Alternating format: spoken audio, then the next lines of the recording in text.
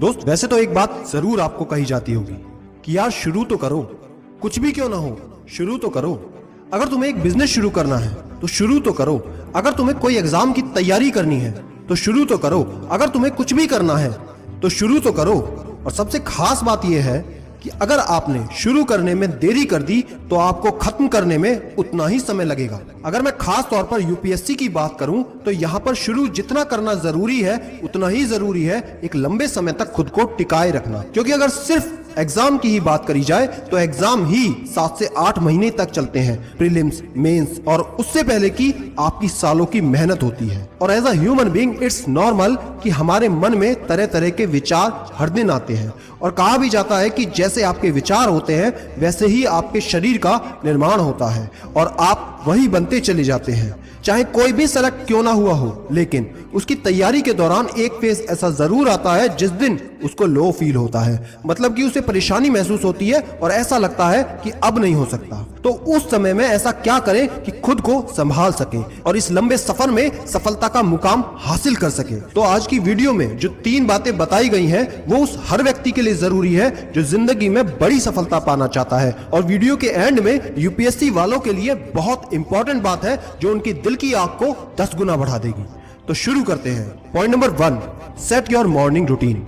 सबसे जरूरी होता है शुरुआत करना, क्योंकि जिस तरह से आपकी सुबह की शुरुआत होती है उसी तरह से नॉर्मली आपका दिन बीतता है। आपको सुबह सुबह में पावरफुल मोटिवेशन की जरूरत होती है जिससे आप पूरा दिन प्लान कर सके। उसके लिए आप कुछ मोटिवेशनल सॉन्ग्स की एक प्लेलिस्ट बना सकते हैं और कुछ ऐसे बेहतरीन मोटिवेशन को जिनको आप रेगुलर सुनना पसंद करते हैं उनको अपनी प्लेलिस्ट में डाल सकते हैं। सुबह उठते ही कम से कम 5 से 6 ऐसे सॉन्ग सुनने हैं या ऐसी मोटिवेशनल स्पीच सुननी है जिससे आपके दिमाग को एक पावरफुल मैसेज जाएगा कि दिन की शुरुआत फुल पावर के साथ करनी चाहिए। और उसके बाद अपना मॉर्निंग रूटीन फॉलो करें और यकीन मानिए कि आपकी तैयारी ना दुगनी रफ्तार से दौड़ेगी। पॉइंट नंबर 2, खुद से सवाल पूछें। जरूरी नहीं कि हर सवाल का सिर्फ जवाब ही दिया जाए, कई सवालों का सवाल ही जवाब होता है।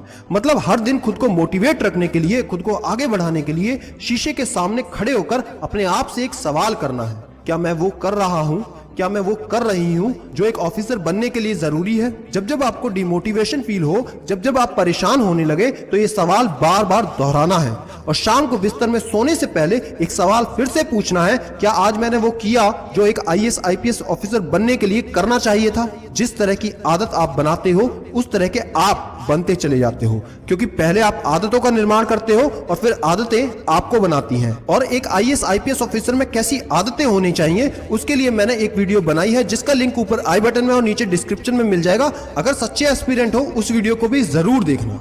Point number 3, find a permanent source of inspiration.